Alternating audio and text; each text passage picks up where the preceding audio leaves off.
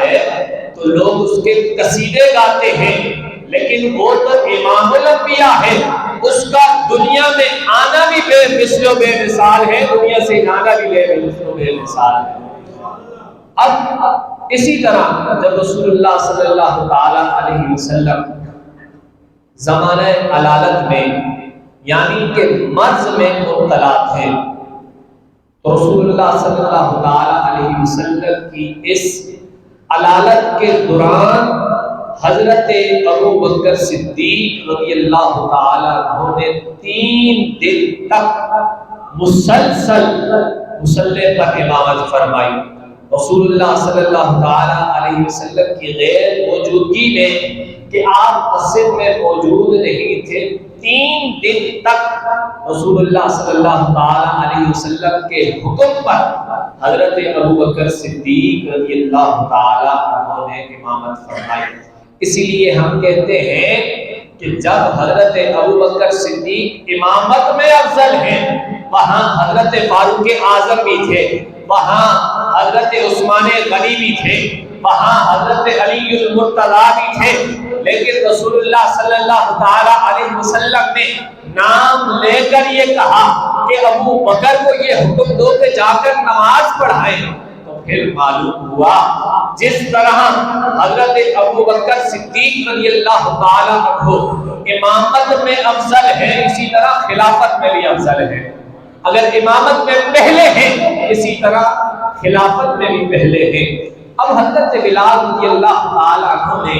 اپنی اس خوبصورت آواز میں مدینہ کی گلیوں کے اندر، مسجد نبوی کے اندر جب آذان دی، آذان دینے کے بعد کچھ دیر گزرتی ہے،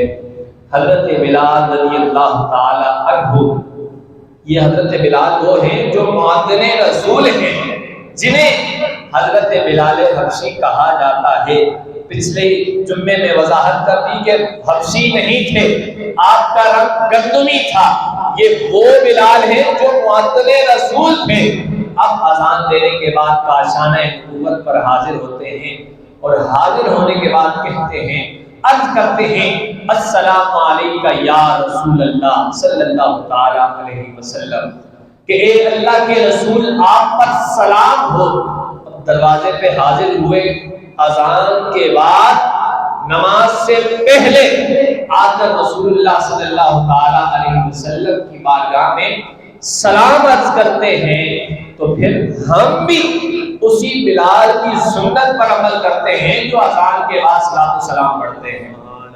جو اذان کے بعد صلاۃ و سلام پڑھتے ہیں۔ حضرت بلال اور دیگر صحابہ کی یہ سنت ہے، اذان سے پہلے جو صلاۃ و سلام پڑھا جاتا ہے اسے بھی ثابت کیا جائے گا، لیکن جو محل ہے وہ بعد کی بات ہو رہی ہے۔ اور اسی طرح جب حضرت بلال رضی اللہ تعالی عنہ حضرت حضور صلی اللہ تعالی علیہ وسلم کے کاشانہ نبوت پر حاضر ہونے کے بعد حضور کی بارگاہ میں سلام عرض کرتے ہیں، السلام علیکہ یا رسول اللہ صلی اللہ تعالی علیہ وسلم۔ اس کے بعد حضرت بلال رضی اللہ تعالی عنہ کو یہ پیغام ملتا ہے کہ جاؤ حضرت ابو بکر صدیق رضی اللہ تعالی عنہ کو یہ حکم دو کہ وہ صحابہ کرام کو، وہ مسلمانوں کو، وہ مومنوں کو نماز پڑھائیں۔ اب چونکہ حضرت بلال رضی اللہ تعالی عنہ کو پتہ چل چکا تھا کہ حضور بیمار ہیں، علیل ہیں، تو پھر جب بندہ عاشق صادق رسول ہو، جب حضور کا سچا عاشق ہو تو حضور کے اعمال کے بارے میں پتہ چل جاتا ہے۔ اب حضرت بلال رضی اللہ تعالیٰ عنہ نے یہ سوچا کہ کبھی آج تک ایسا نہیں ہوا حضور جب موجود ہو، حضور کسی اور کو نماز کا کہہ دے، حالانکہ اب یہ کیسے ہو گیا، حضور موجود ہیں، اپنے گھر پر موجود ہیں، اس کی وجہ سے اس کے بعد بھی یہ کہہ رہے ہیں کہ حضرت ابو بکر صدیق کو جا کر کہو کہ وہ صحابہ کرام کو نماز پڑھائیں۔ اب حضرت بلال رضی اللہ تعالیٰ عنہ سمجھ جاتے ہیں کہ آخر بات کچھ اور ہے، وہیں آپ رونا شروع کر دیتے ہیں اور رو رو کر آنسو بہاتے ہیں پھر مسجد نبوی میں تشریف لاتے ہیں۔ سارے صحابہ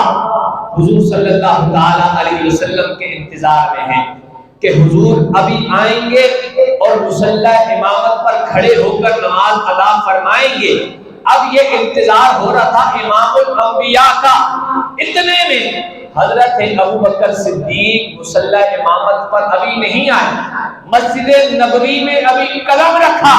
اور رکھنے کے بعد دیکھتے ہیں کہ حضور ابھی تک آئے نہیں ہیں، نماز پڑھانے کے لیے آئے نہیں ہیں۔ اس کے بعد حضرت بلال رضی اللہ تعالی عنہ حضرت ابوبکر صدیق کو یہ حضور کا حکم سناتے ہیں کہ رسول اللہ صلی اللہ تعالی علیہ وسلم نے یہ ارشاد فرمایا